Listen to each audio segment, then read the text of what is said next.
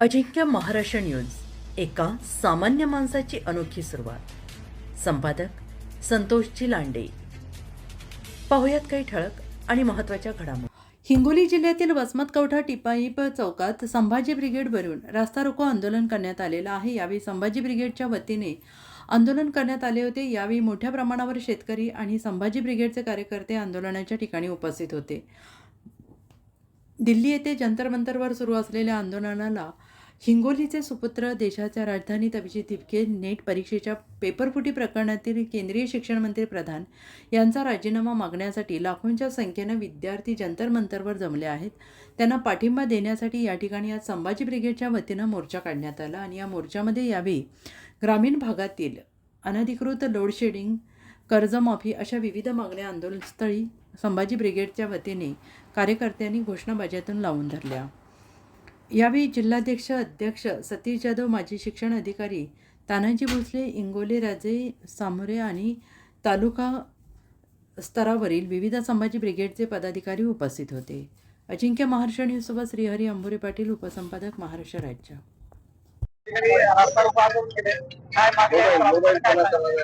आज आपण पाहतो आहोत की मागच्या काळामध्ये या सरकारच्या हलगर्जीपणामुळे, या सरकारच्या नाकर्तेपणामुळे या देशामध्ये नीटचा पेपर फुटला आणि त्याच्या माध्यमातून निराश होऊन, हताश होऊन आमच्या 20-22 विद्यार्थ्यांनी आत्महत्या केल्या आणि त्याची ठिणगी घेऊन या देशामध्ये एक मोठं आंदोलन उभं राहिलं.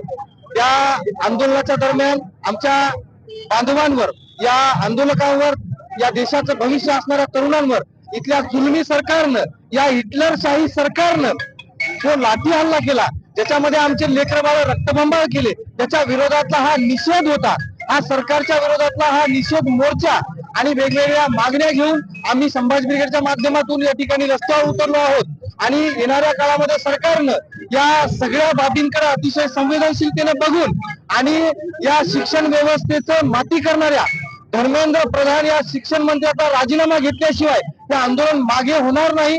तोपर्यंत दिल्लीतलं आंदोलन थांबणार नाही आणि तोपर्यंत आम्ही सुद्धा हा रस्ता सोडणार नाहीत. आम्ही कायम रस्त्यावर असू. आमच्या बांधवांना, आमच्या विद्यार्थ्यांना पाठिंबा म्हणून आम्ही कायम रस्त्यावर राहू आणि या सरकारच्या विरोधातील लढाई निष्ठेनं, प्रामाणिकपणे लढत राहू.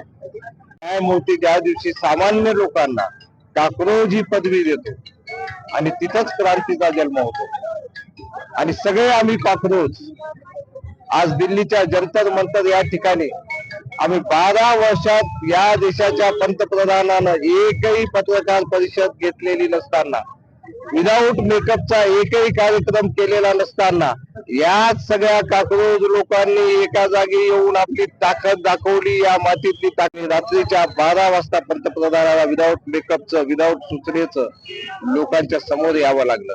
हा आमचा विजय, हा लोकशाहीचा विजय, हा संविधानाचा विजय. रास्ता रोको आंदोलन केले आहे, नेमक्या कोणत्या मागण्या होत्या आपल्या? या महाराष्ट्रामध्ये, या देशामध्ये मागच्या काही दिवसांपासून नीटच्या पेपर फुटीच्या संदर्भानं जे काही आंदोलन चालू आहे, त्या आंदोलनामध्ये मागचे 450 वर्षापूर्वी देखील आपण म्हटलेलं होतं की दिल्लीचे ही तख्त राखितो महाराष्ट्र माझा, आणि त्याच पद्धतीने दिल्लीच्या या आंदोलनाचं तख्त देखील या महाराष्ट्रातील आमच्या या हिंगोली जिल्ह्यातील भूमिपुत्र जो काय आहे तो त्या ठिकाणी अभिजित आंदोलन करतो आहे. आणि त्या आंदोलनाला पाठिंबा देण्यासाठी, या देशातील विद्यार्थ्यांच्या प्रश्नांना वाचा फोडण्यासाठी, या ठिकाणी विद्यार्थ्यांवर होणाऱ्या अन्यायाच्या विरोधात आवाज उठवण्यासाठी, त्यांच्यावर झालेल्या लाठीचार्जच्या विरोधात आवाज उठवण्यासाठी आज संभाजी ब्रिगेडच्या माध्यमातून आम्ही हे आंदोलन केलेलं आहे. आणि जेव्हा जेव्हा शेतकऱ्यांचे प्रश्न, विद्यार्थ्यांचे प्रश्न, कष्टकऱ्यांचे प्रश्न या देशामध्ये निर्माण होतील, तेव्हा तेव्हा शेवटच्या श्वासापर्यंत आणि शरीरातील रक्ताच्या शेवटच्या थेंबापर्यंत झुंज देण्याची वेळ जरी आली तरी आम्ही संभाजी ब्रिगेडच्या माध्यमातून तीव्र स्वरूपाचे आंदोलन करणार. धन्यवाद.